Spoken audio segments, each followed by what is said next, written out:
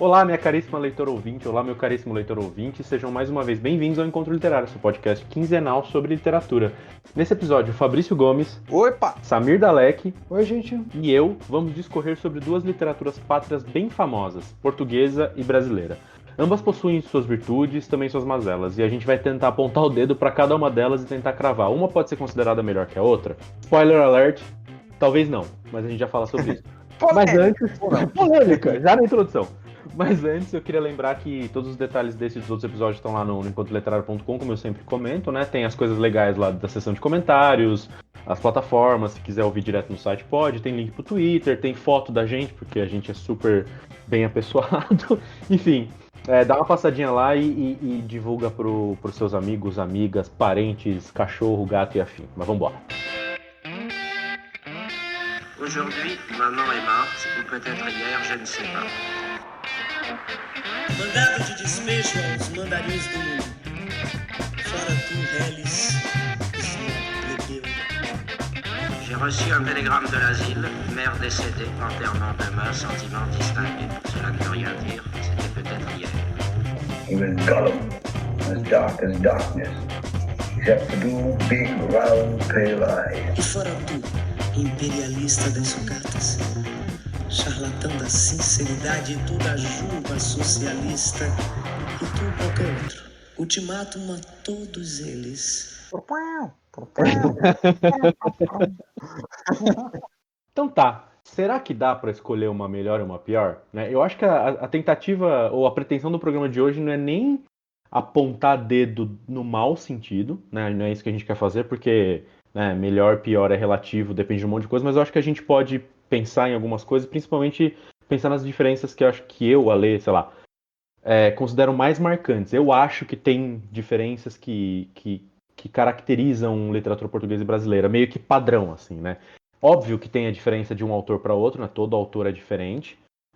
Mas não sei, eu acho que tem coisas que a gente pode até classificar como pilares que marcam bem se é uma escrita, uma literatura, uma escola portuguesa e uma escola brasileira, né? Então, por exemplo, de cabeça aqui, me vem o próprio ponto histórico, né? Tipo, Portugal é velho, é um país velho, é um país da Europa, é um continente mais antigo, então eles estão muito mais próximos, obviamente, mais próximos da história europeia e mais próximos também, por exemplo, da Idade Média. Né? A gente não tem referência de Idade Média no Brasil, né? Não faz sentido falar em Idade Média pensando em contexto de Brasil, né? Então, essa assim de cabeça, para mim, já é uma diferença que separa as literaturas bastante. Porque se você pensar que, sei lá, literatura portuguesa, como um dado que eu pesquisei um pouquinho antes do episódio, né? Os primeiros escritos que eles consideram como literatura portuguesa, cara, são do século XII, vai, 12, 13 lá, por aí. No Brasil, o que a gente tem, o primeiro registro de literatura brasileira, eu tô fazendo aspas com os dedos aqui, é a Carta do Pero Vaz de Caminha, porque na literatura brasileira, porcaria nenhuma, né? Ele era português. Mas talvez a primeira coisa produzida em solo brasileiro, isso já é 1500, 2, 3 séculos para frente.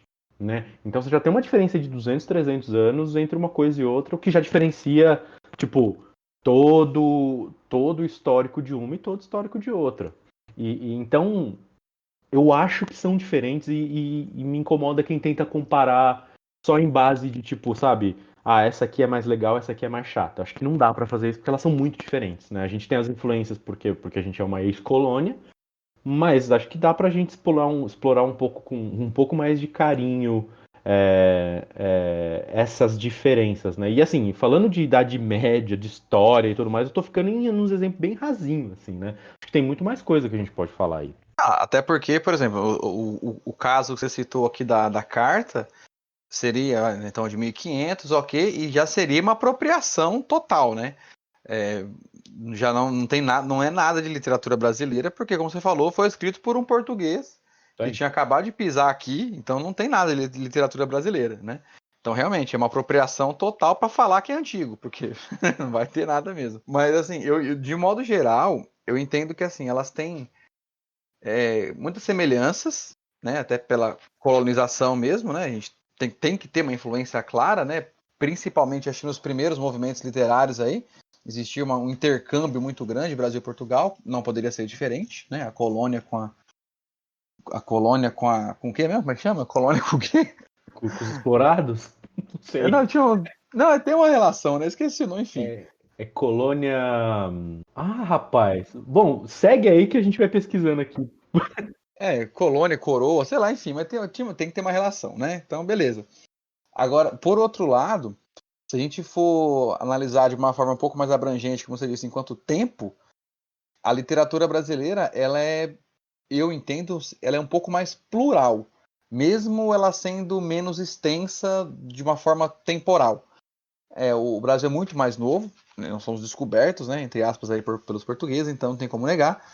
Mas o tamanho do Brasil é incomparável, né, com Portugal. Assim. A gente tem uma dimensão continental. E dentro do Brasil, a gente tem uma força imigratória muito grande. Então você tem portugueses, espanhóis, alemães, japoneses, nações africanas e entre outros imigrantes, né, que ajudam e ajudaram a criar o Brasil multicultural que a gente tem hoje. Lá em Portugal, eu entendo que essa miscigenação seja muito menor e a sociedade já é meio construída e consolidada culturalmente há muito tempo, né? Então, por conta disso mesmo, a criação seria, vamos abrir aspas com os dedos aqui novamente, um padrão europeu. Claro que com suas particularidades, cada país tem a sua e tal. Mas no Brasil a gente tem uma cultura regional que é muito forte, muito vasta. Então acho que isso influencia em tudo que é escrito hoje, que a gente tem aqui.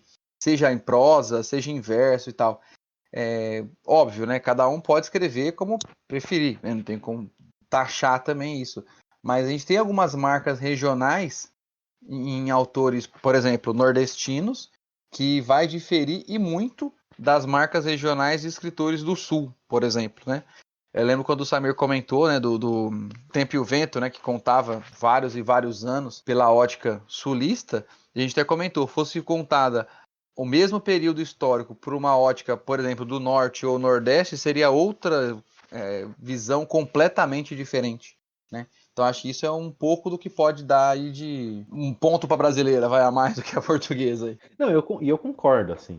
Não sei se o Samir quer adicionar mais alguma coisa, mas só já enfiando meu pé no meio da discussão. Eu concordo bastante, porque, claro, se tiver algum europeu ouvindo esse podcast, primeiro, obrigado. E segundo, vai ficar bravo comigo, mas a Europa ela é mais homogênea demais, assim, né?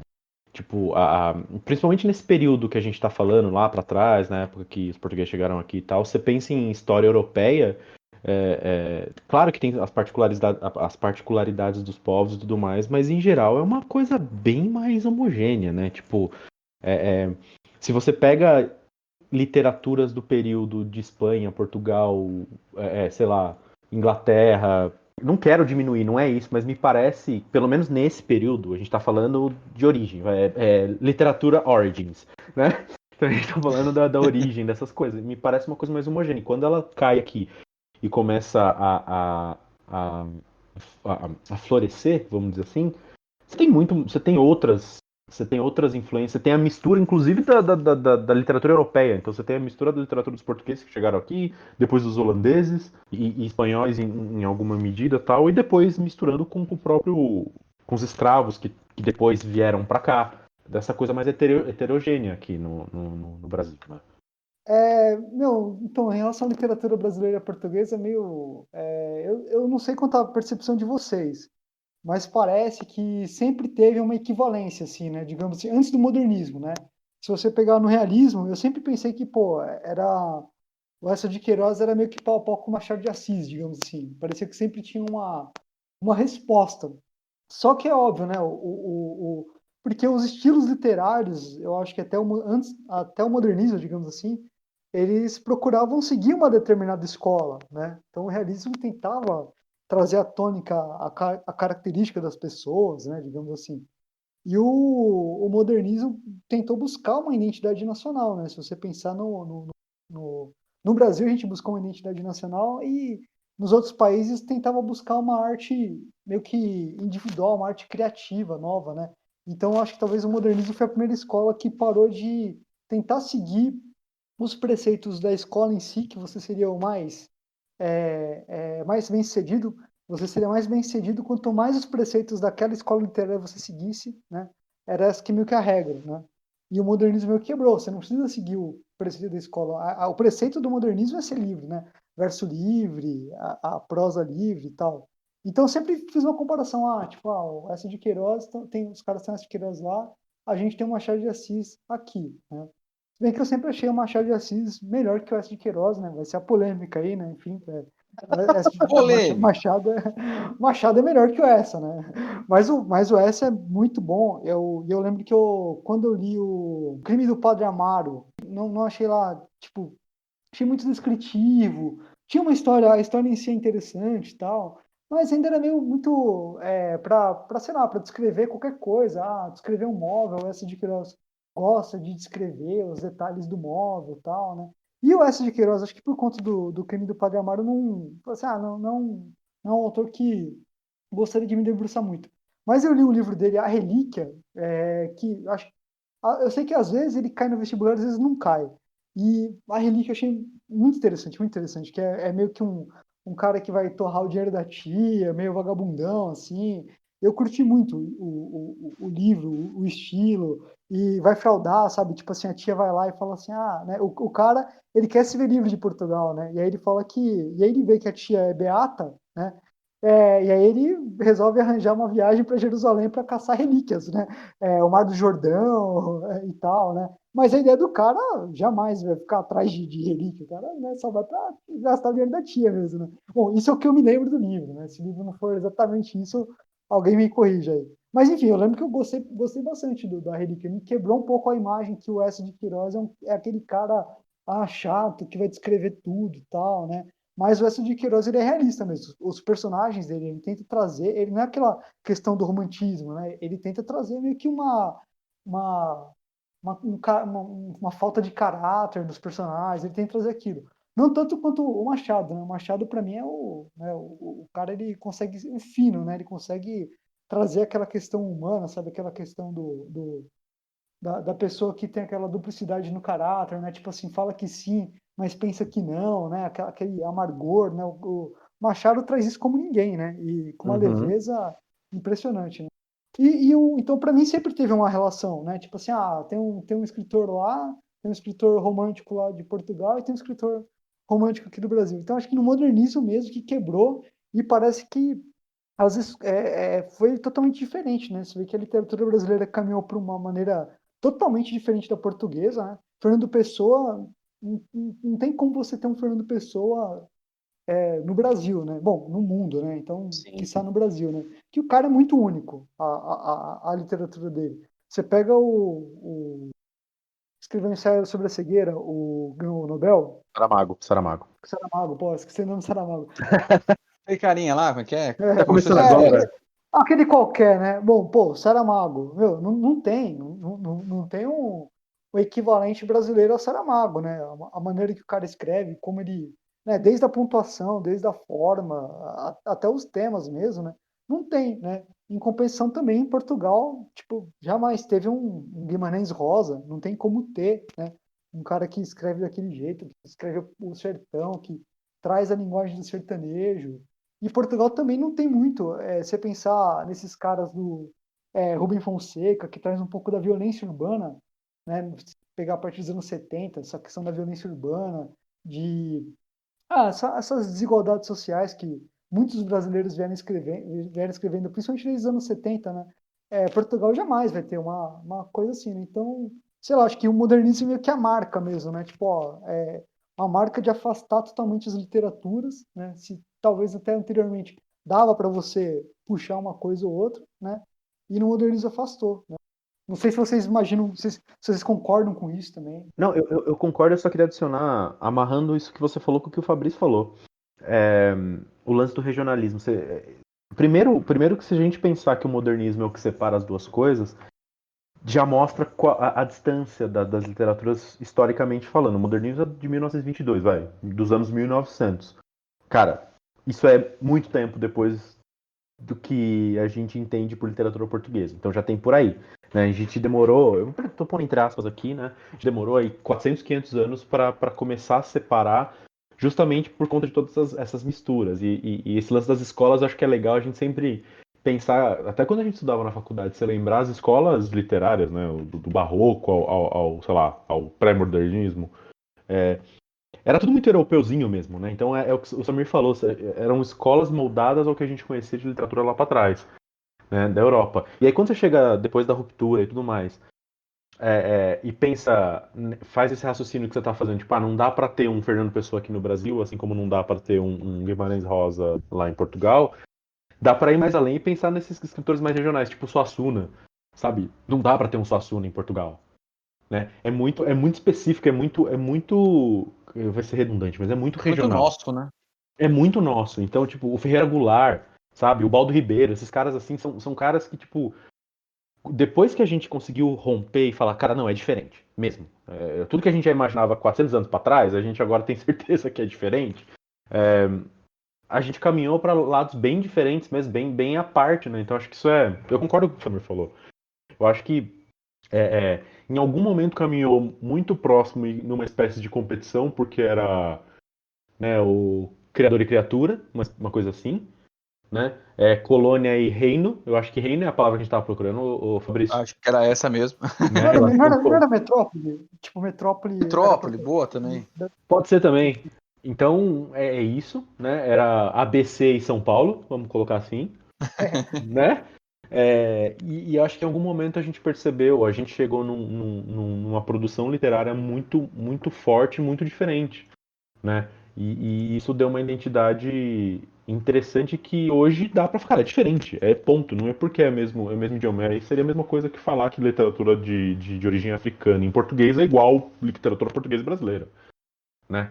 Então, mas acho que esse é um aspecto interessante. Assim, eu acho bacana que, por exemplo, se a gente for pensar, né, Portugal enquanto colonizador, então ele teve um papel histórico aí, vamos dizer assim, muito relevante, né? Então, se a gente pensar que aqui na América Latina, só o Brasil, né, foi por Portugal, todo o restante pela Espanha. E aí, já no continente africano, isso dá um pouco uma invertida ali um pouco, né? Uma boa parte também foi portuguesa. Se a gente pensar na escrita portuguesa, agora eu vou relembrar um mestre da faculdade, né? Na África de expressão portuguesa. Maravilhoso. Então, assim, a gente tem no continente africano, talvez mais influências portuguesas por conta da própria língua portuguesa ser mais próxima do português de Portugal. Faz sentido. Eu acho que quando a gente consegue distinguir o português brasileiro do português português enquanto língua, por mais que isso não seja oficial, vamos dizer assim, né? A gente faz parte do mesmo pacto da língua de gramática e tudo mais. Só que assim, a gente. Tanto é que todo software, né, jogo e tudo mais, você pega lá português e português brasileiro, porque é outra língua mesmo, né, realmente. Então acho que isso dá uma grande diferença pra gente, de ter um vocabulário muito próprio, de ter um pertencimento diferente mesmo, de ser um outro país, realmente. Acho que totalmente linguisticamente, socialmente, culturalmente, geograficamente, tudo muito diferente. Eu Não, espero de e coração. Eu espero. Desculpa, Samir, eu só queria falar que eu espero de coração que o professor Juarez, se ele estiver ouvindo a gente, ele não tava pensando assim, gente, o que vocês estão falando? Cala a boca. que Por bobagem. favor, cala a boca. Eu queria comentar, né, que é da própria, né, a evolução da língua, né? Tipo, aqui no Brasil ela evolui de uma maneira muito diferente da maneira que evoluiu em Portugal, da maneira que evoluiu na África, seja Angola, Moçambique. E eu sempre tive essa impressão, ouvi falar que os Camões para você ver como é que é a evolução é um negócio louco. Não quer dizer que a evolução ela vai ser sempre linha reta e tal, né? Às vezes a evolução faz umas curvas, né? Eu sempre ouvi falar que os Lusíadas do Camões, a maneira mais próxima de se ler do original era com o português brasileiro, né? E aí eu fui ver, tem um artigo de um cara, é o Marco Naves. Ele é um tradutor e escritor português. E ele realmente, ele endossa. Ele é, enfim, ele é um português. E ele não fala assim, nossa, o Camões seria igual ao português brasileiro, né? Mas ele só comenta assim, que o Camões soaria, para o ouvido dos portugueses, um pouco a nortenham com travos de brasileiro. Ele comenta que o português de Portugal, em 1500, por aí, enfim, né, pouco antes no Camões, seria com as vogais mais abertas, né? Então seria mais parecido com o português brasileiro, né? Então você vê que a gente evoluiu de uma maneira que talvez preservou a característica das vogais abertas lá de Portugal do descobrimento, né? Só que a gente, em compensação, toda a questão de mesóclise, a próclise, ênclise, né? Essa a forma como a gente coloca os pronomes, a forma como a gente, a segunda pessoa, né? Me falaram que, né, enfim, português de Portugal é normal as pessoas falarem tu, né? Se tratarem por tu, usar o vós, tal, né? E o tu é para quando você realmente tem uma relação de amizade, né? E aqui no Brasil, jamais que você vai usar, né, tu, né? Talvez só no Santa Catarina, né? Enfim, né? No sul tem um E, pouquinho, mas. e a gente, tipo, já era. Essa característica a gente, né? Então foi a maneira que evoluiu aqui, né? Aqui evoluiu de uma maneira que a gente talvez tenha até preservado, ou não sei. Se em algum momento a gente talvez tenha perdido um pouco dessas vogais abertas, em algum outro momento a gente pegou e voltou, né? Mas enfim, hoje o que falam é isso, né? Que talvez os Lusíadas uma leitura mais próxima seria um pouco disso, né? Seria o nortenho, né? O nortenho português e as vogais abertas do português brasileiro, né? Então, você vê que é característica da linguagem mesmo, né? Que é uma coisa louca, né? Ninguém consegue controlar. Também não é uma legislação lá, o pacto, né? Que vai controlar como que a gente vai falar, tal. Talvez pode controlar como a gente pode escrever, né? Ultimamente a gente tem conseguido um pouco isso, né? Até pelo ensino, né? Pela melhora do ensino, as pessoas hoje, não sei, imagina 2 séculos atrás, quantas pessoas conseguiam frequentar a escola regular, né? Para poder aprender onde se coloca um pronome, né? Imagina isso desde 1500, né? Então, enfim, você vai indo, né? A língua vai evoluindo. Talvez na questão escrita, por conta dos estudos, da rede de ensino, talvez a gente consiga segurar um pouquinho uma suposta evolução aí, né? Uma mudança, né? Mas na língua falada ninguém segura, né? E se você for ver a literatura, ela sempre meio que tende, principalmente a partir do modernismo, né? A puxar um pouco essa questão retomar, né? Um pouco da língua falada, né? De você tentar preservar um pouco da característica da língua falada no livro. E eu acho que tem um outro aspecto importante para a gente levar em consideração quando a gente fala de literatura portuguesa, que é o protagonismo que Portugal teve no mundo por muito tempo, né? Portugal foi um país muito importante no cenário global por séculos, né? Descobrindo coisas e invadindo lugares e colonizando coisas. Mas assim, teve um protagonismo muito grande e isso vai refletir na arte, né? Isso vai refletir na forma que se cria literatura, que é o que a gente está falando aqui, mas nas outras coisas também. Então, tipo, uma característica que eu sempre notei, assim, sei lá, quando a gente está lendo umas coisas mais, vamos chamar de clássicas de Portugal, embora clássico seja errado, eu aprendi isso com alguém na faculdade, que clássico é em relação ao classicismo, né? Então, umas coisas mais antigas, mais tradicionais de literatura portuguesa, esse orgulho do protagonismo que Portugal tinha no mundo, né? Então, você pegar os Lusíadas do Camões, tem um pouco sobre isso.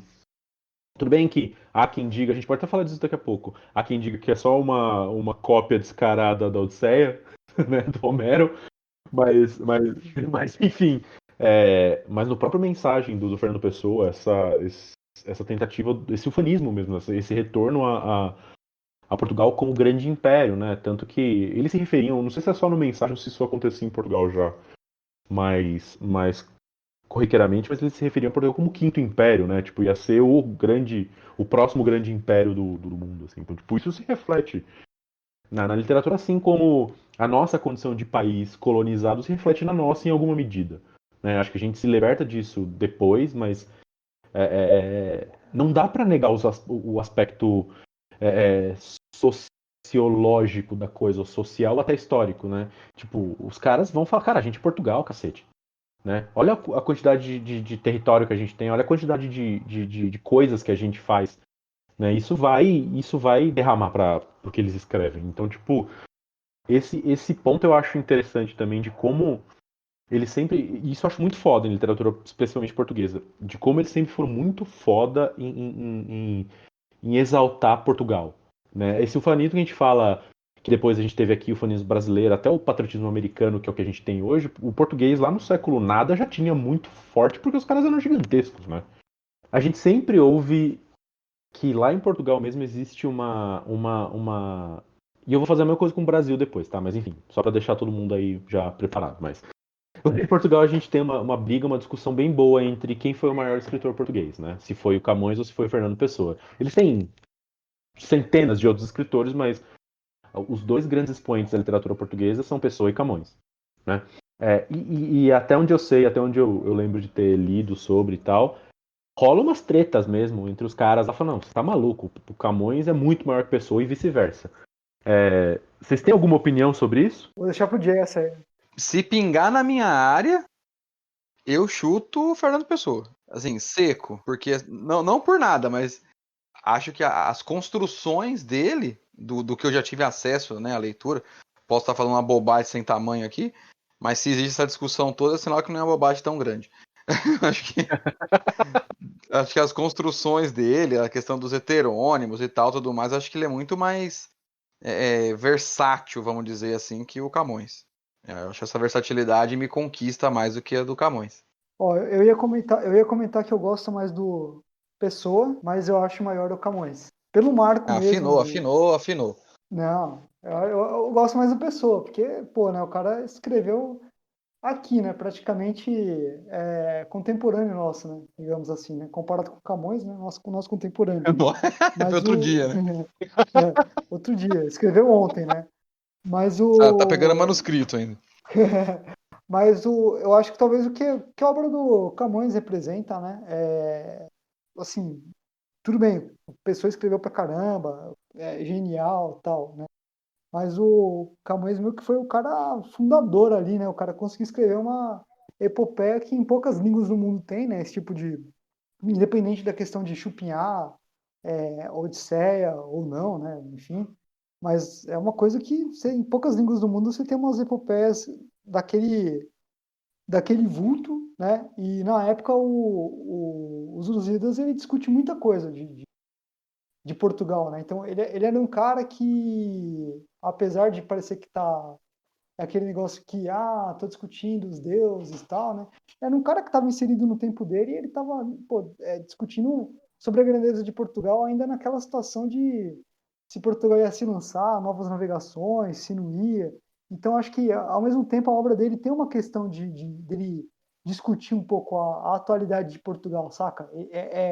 Os Lusíadas é uma obra que tenta colocar um fundo coloca, né, Portugal como um fundo mitológico mesmo, né, veio ali de mitologia, as musas tal, inspirando Portugal, mas ao mesmo tempo ele traz para discutir mesmo a situação da época de Portugal mesmo. Ele não deixa, né, de discutir. Então, eu acho que esse é um ponto de genialidade mesmo, né? Como é que o cara numa epopeia consegue colocar isso e traz algumas histórias. Eu confesso para vocês que a história da Inês de Castro nos Lusíadas me decepcionou, né? Porque não sei se vocês lembram da história da Inês de Castro, tal, que nos Lusíadas tem um trecho muito curto, mas enfim, eu lembro que na escola eu estudei e tal, né?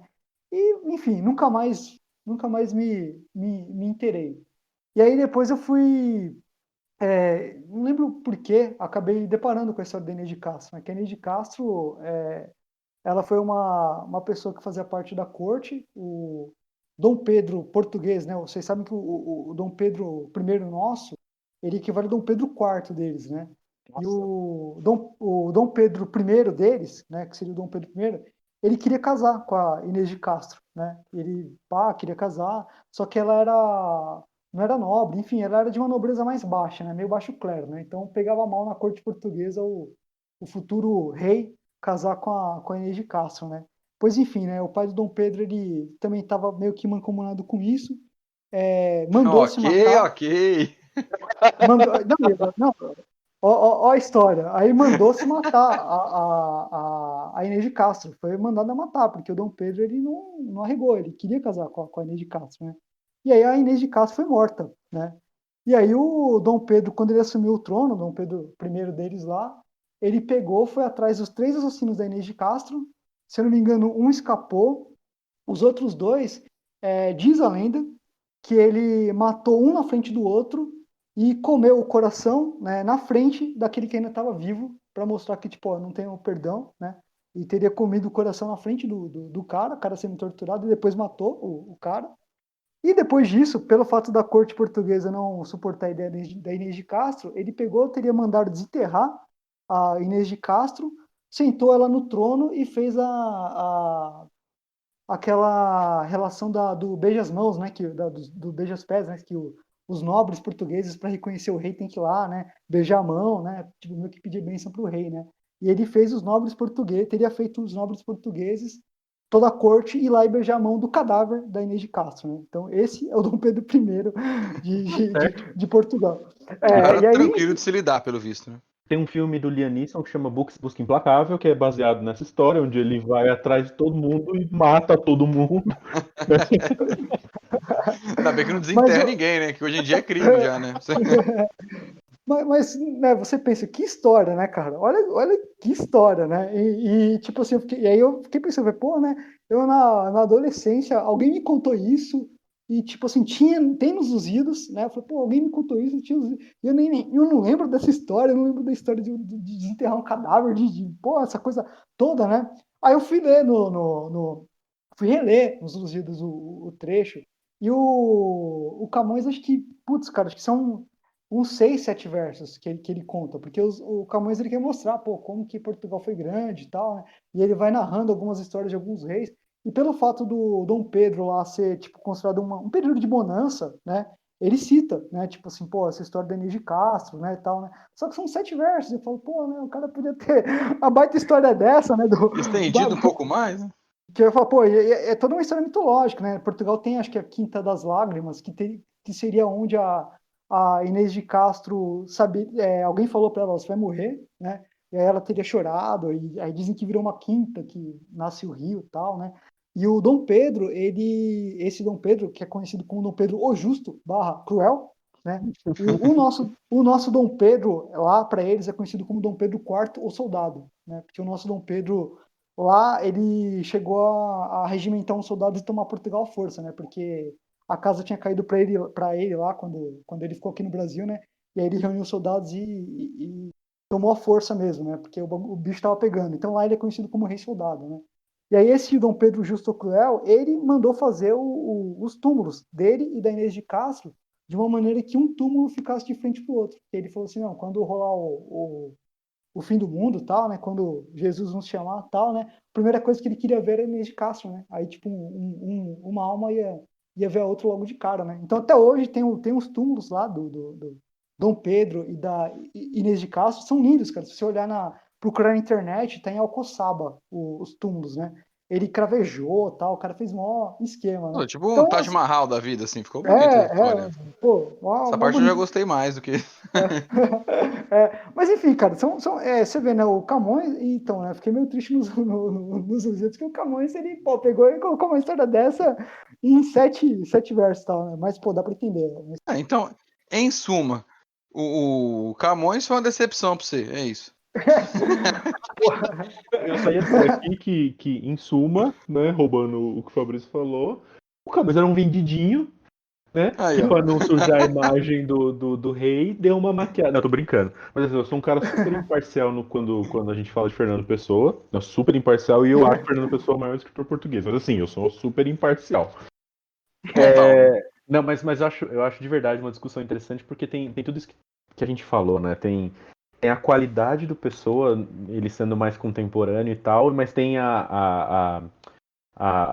eu não vou chamar de inovação, tá? Mas sei lá, a novidade que foi de alguma maneira novidade, né? Que o Camões fez. Então, tipo, é uma briga. É a mesma coisa que eu virar pra vocês dois agora e perguntar assim: quem que é mais ídolo do São Paulo, o Raí ou o Rogério Ceni?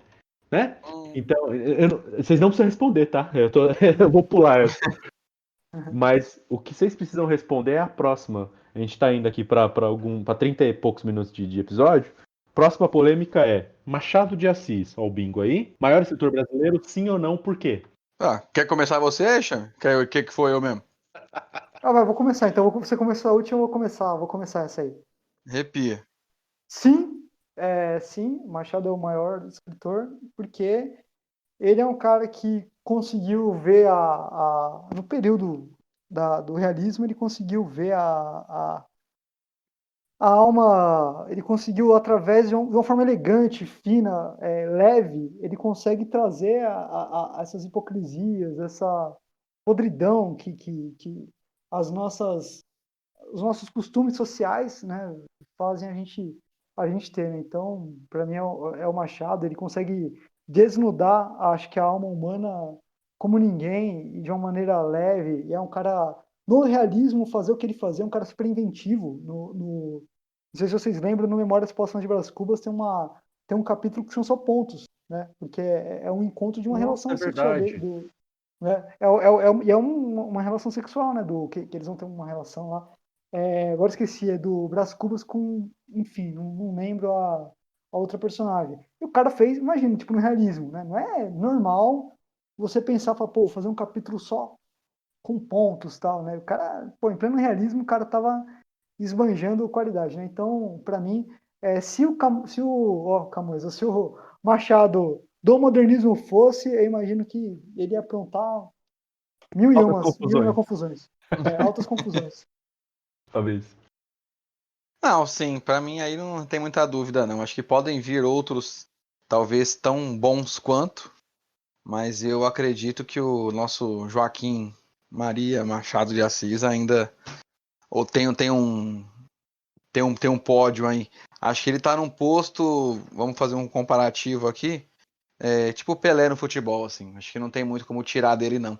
O que ele fez, na época que fez, sendo o que era, né, um pouco de autodidata, e publicou sozinho poema muito jovem, escreveu diversas joias aí na literatura, a Academia Brasileira de Letras, acho que assim, acho que é muita coisa no currículo para poder chegar alguém agora e desbancar por alguma coisa. Eu acho que ele vai além da questão da escrita, né? Eu acho que o que a pessoa dele conquistou, acho que é muito, muito grande, assim. Acho que é difícil alguém bater. Eu concordo, eu acho que um termo que eu gosto de usar bastante é absurdo. Né? Ele é muito absurdo, eu acho que. E não é só pela parte técnica que a gente sempre exalta aqui nos episódios e normalmente no colégio e depois na universidade. É um ponto que sempre pegam do Machado de Assis pra falar, não é só por isso, acho que é por tudo isso que vocês falaram. É o cara que foi muito criativo, foi muito inovador, né? Então, tipo. Eu não consigo ainda pensar em outro cara tão grande quanto ou maior, né? Eu ainda acho que vai levar um tempo, né? Pode ser que venha, pode ser que a gente tem outros grandes escritores que a gente sempre fala aqui. Sei lá, o Guimarães Rosa para mim também é um dos maiores, sabe assim, tipo tá Sim, muito sim. perto, né? Mas é bem isso que o Fabrício falou, cara. É o Pelé do negócio e a gente tem vários Garrinchas, né? Sabe assim? É bem Então, isso mesmo. tipo, eu acho muito. Deve ter sido muito, muito foda conviver com esses caras, né? Agora trazendo os três, o Machado, o Camões, até mais o Pessoa, né? Que é mais perto nosso. O Camões tá muito lá pra trás, mas deve ter sido muito legal conviver com esses caras, né? Então a gente tem mais, eu acho que a gente tem mais material dos dois pra falar sobre, de coisas que eles faziam e tudo mais. Então, sei lá, deve ter sido doido, né? Deve ter sido muito, muito, muito, muito foda. E agora tem uma pergunta para vocês, né? Portugal, a literatura portuguesa pode falar que tem um Nobel, né? O Saramago, né? E aí, o que vocês acham? Você acha que tem um Nobel porque realmente o Brasil nesse último século não conseguiu produzir um escritor a ponto de ganhar um Nobel? Ou é por conta, enfim, o Saramago realmente é fora da média e mereceu? Ou é porque, enfim, Portugal está na Europa e na Europa é mais fácil você dar um prêmio Nobel? O que vocês acham? Eu acho que é um pouco das duas coisas, assim. O Saramago é, sim, foda. Ele é, sim, fora de sério, né? Tem quem acha que, cara, ganhou porque tava lá, na Europa, que é um pouco do que a gente falou. Mas, ao mesmo tempo, tem... Lembra que a gente tá falando daquele episódio que a gente fala de livros não literários, que a gente tá falando de correspondência? Tem o próprio Saramago trocando carta com o Jorge Amado puto, porque o Jorge Amado não estava sendo considerado para ganhar o Nobel, né? Então, tipo, eu não sei dizer. A minha opinião é que é um pouco de cada coisa. Um pouco porque o Brasil tem uma coisa especial em se ferrar nessas coisas, né? E não é complexo de vira-lata, não. É quase que um fato, assim. Então acho que tem um pouco disso.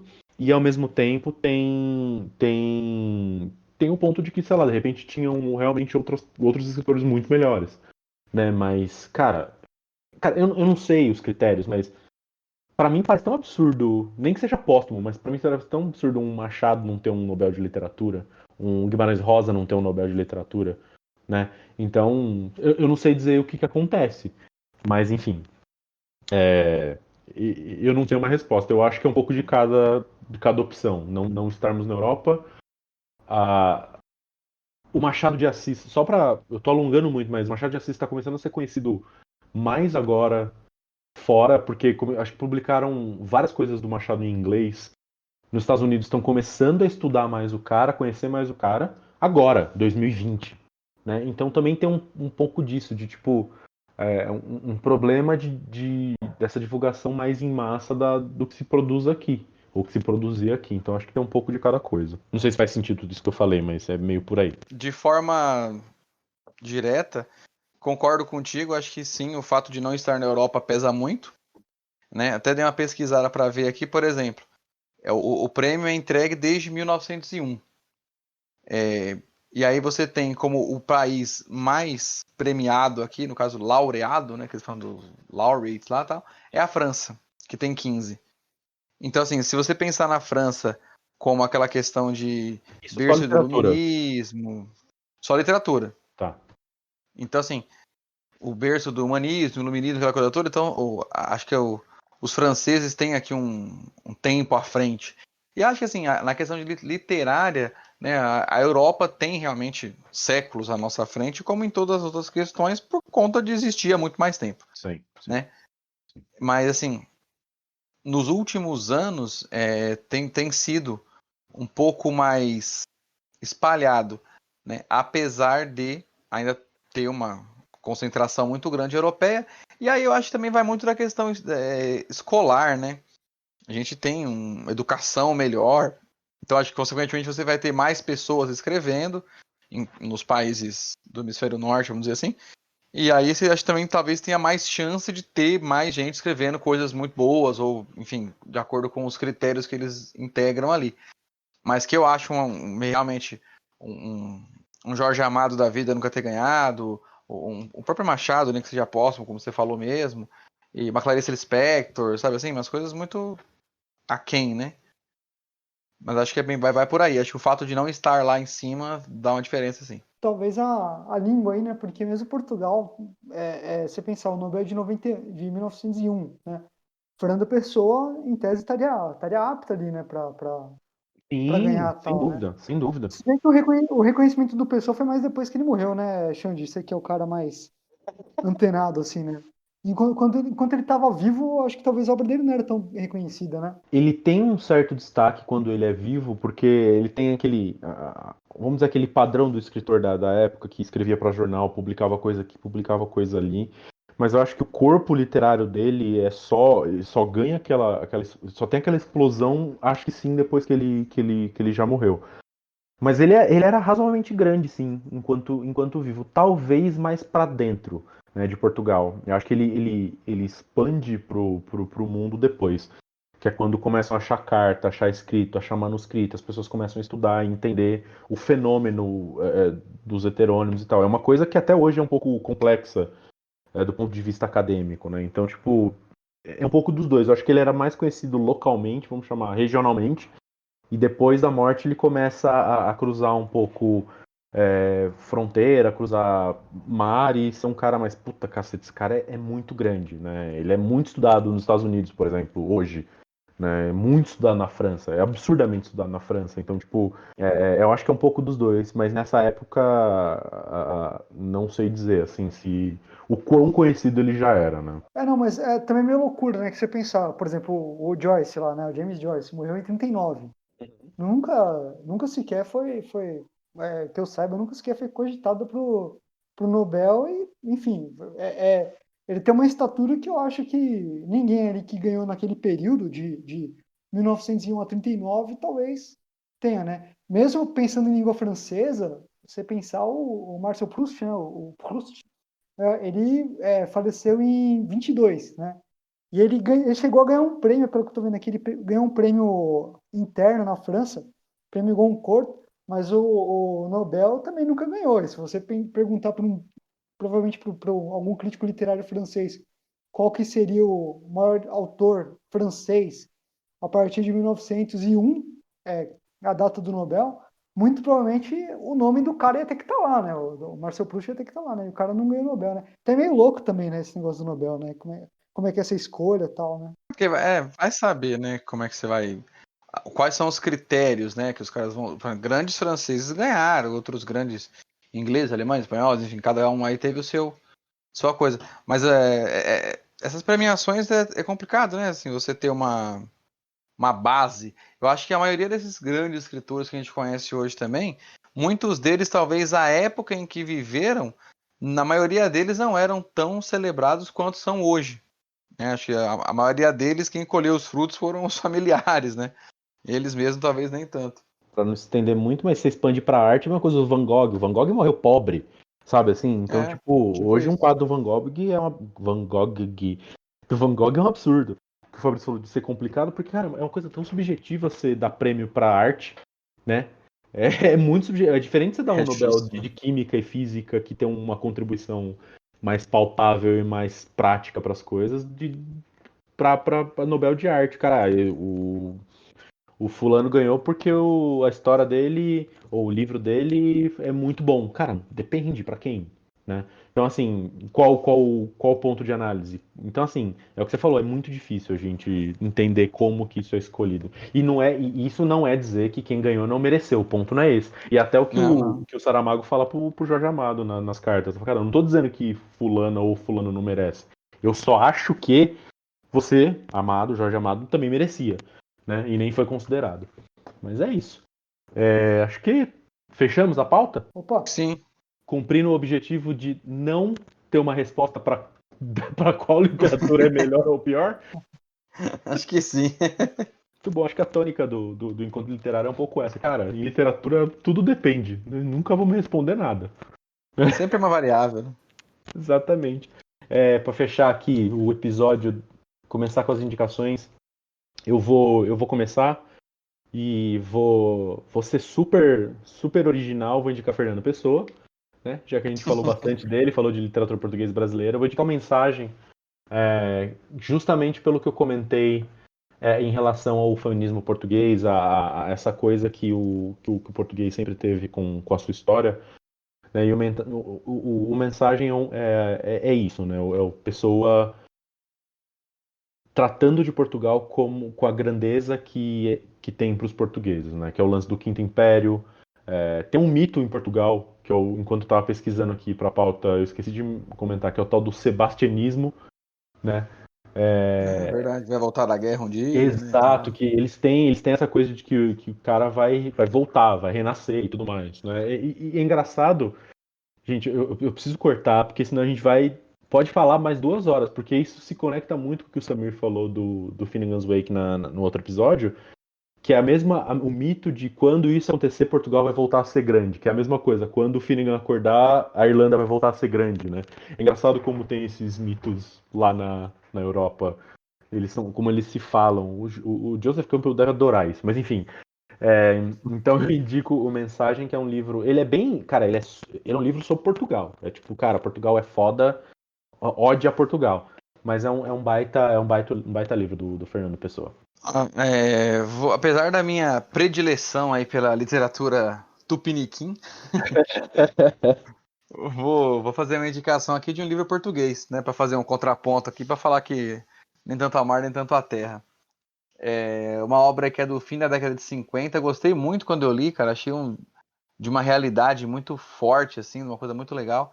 É o tipo de abordagem que me atrai, assim, né? Um viés social bem gritante mesmo, escancara a divisão de classe, opressão, aquela coisa toda. É um livro chamado Seara de Vento, do Manuel da Fonseca. Se eu não me engano, a gente leu na época da faculdade também. Mas é um livro muito bacana, assim, passa na região do Alentejo, e aí tem uma família, né, que é oprimida total, assim, de camponeses lá pelo proprietário das terras em que eles vivem, né, então eles são arrendados lá e tal. O pai da família, né, o chefe da casa, assim, ele é acusado de roubo injustamente, claro, né, ser uma opressão bem feita, né, e aí a partir daí tudo se desenrola. Né? Então tem abuso de poder, tem violência policial, tem coação que força até os familiares a delatar o Palma, né? Que é o cara lá, e de uma forma mentirosa também, que eles são forçados a fazer, tem muita morte, aquela coisa e tal.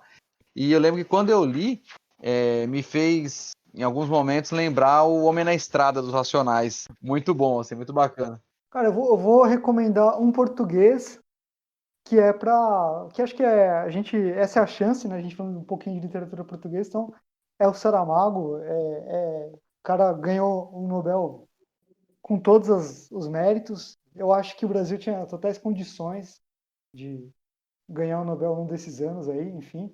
Então, não para desmerecer, porque parece que a gente está desmerecendo a literatura portuguesa, né? Então, o Saramago ganhou com todos os méritos e mais escritores de língua portuguesa mereciam ter vencido, seja de Portugal, seja do Brasil, né? Então, para mim, é o Evangelho segundo Jesus Cristo. Acho que é um livro do Saramago que, putz, é uma facada para quem lê, né? Bom, qualquer livro do Saramago, né? Uma grande maioria, né? Ensaio sobre a Cegueira é uma baita livro, mas o Evangelho segundo Jesus Cristo é um livro que mexe com temas que são espinhosos, né? Essa questão da figura de Jesus Cristo, e essa questão da solidariedade humana. E, putz, é lendo. Eu ia comentar uma coisa sobre o livro, mas seria dar spoiler do livro, né? Que a ideia é realmente como é que, né? Imagina como é que você se vê, né? Sendo um cara, enfim, né? Para Jesus, em certo momento é revelado, né? Que, pô, você vai virar um cara que vai ser o nome de uma religião, né? Então imagina, né, você chegou e falou assim, cara, você vai tocar uma religião e tal, né?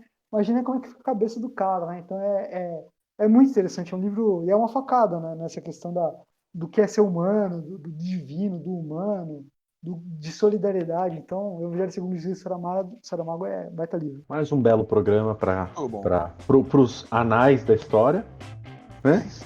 E só reforçando mais uma vez, detalhes desse episódio, as indicações e tudo mais estão lá em encontroliterário.com. Daqui 15 tem mais. E valeu, Samir. Valeu. Fabricião, mais uma vez, obrigado. Opa, eu que agradeço. E para você que ficou até aqui, mais uma vez, obrigado até ouvir. Obrigado por ouvir-nos. E até daqui 2 semanas. Tchau.